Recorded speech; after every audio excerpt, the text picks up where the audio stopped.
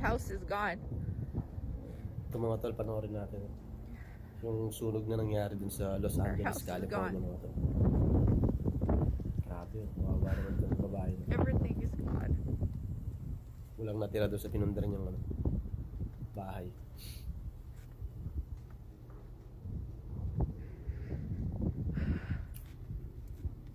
Mga sasakyan mga tol.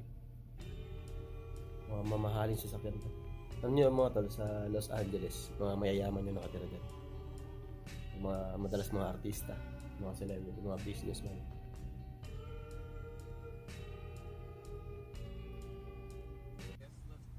Yan, ito naman. Before and after mga tol. Grabe no?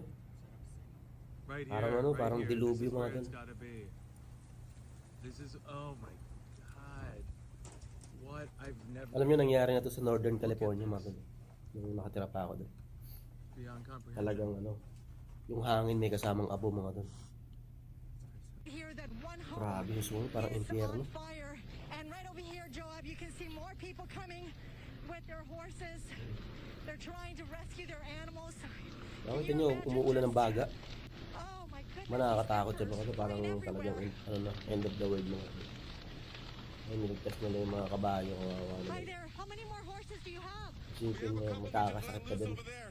Yan yung malalanghap mo, may kasamang usok, saka abo, tapos yung baga. Honestly, I did not pay attention. I just drove straight to the barn to get my horses out and get the rest of these guys out. We're not gonna let them burn. We got a bunch out with trailers and there's a bunch in there still.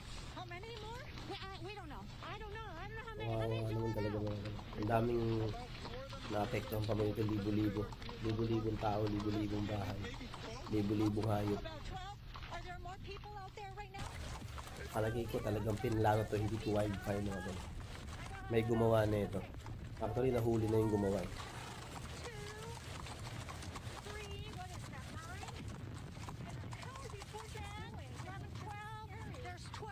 Yeah, no, they're pretty wired up. Yeah. They're getting used to it now, but when the wind's blowing and the embers are, they don't really know what to do at first. Have you seen anything like this? Look at that hillside. Yeah, I've rescued before. Yeah? Yeah. Well, please be safe. Yeah, thank you. You be safe too. Yeah. I think, Joab, we're going to have to end up moving because I could see all of the firefighters that were stationed at this location and the police officers. They already left. All right, this is going on in the fire area in California. Yung mga hayop sa farm, nagpuntahan na sa city. Kasi yung city na lang yung safe mga tol. Kahit nga city, hindi safe. Yung mga donkey mga tol. Kawawa naman.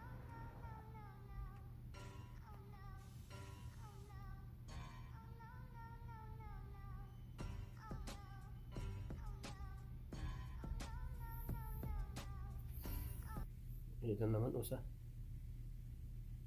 Nawala na yung pamilya na ito mga tol. Ano lang to? Anak ng usa lang to mga tol.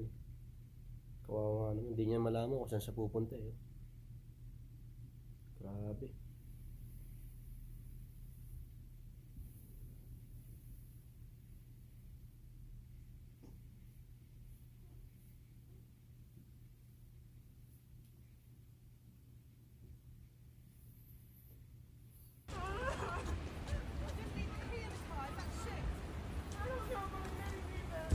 Kita niyo yung hangin kung gaano kalakas na. Grabe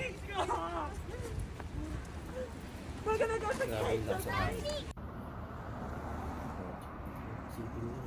Parang parang nasa pelikula mga tol. Yung zombie lang. Parang yung nilalaro ng mga tol, yung mga zombie. Totally burned. Steering wheel gone. Sunog na sunog. Nothing. Motor, I'm assuming, doesn't work anymore, of course. But it's pretty bad. Grabe. You know, I don't even have a mask. Ang ganda ng city na to. Ang ganda ng Los Angeles mga tol. I'm just gonna... Tapos ganito. Parang parang... Yeah, parang... pretty bad. This building Gumuho yung mga tol. completely went down. Pangarap ko. Isipin mo yung nangyari na. Completely.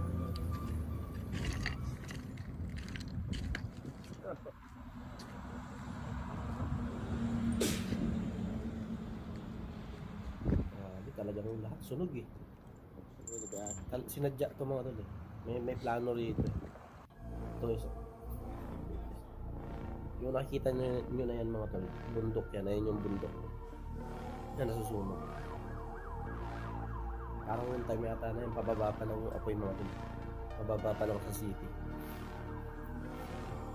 Dapat nung paumpisa pa lang yung sunog mga tol, ano na eh, pinagapan na nila kasi mabilis kumalat na. Ito naman, nandun na sa mga bahay-bahay yung mga sunog mga tol, nasunog na yung mga bahay rito.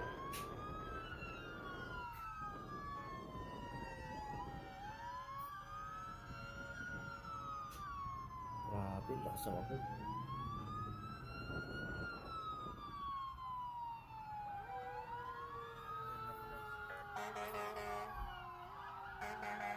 Yung mga bombero.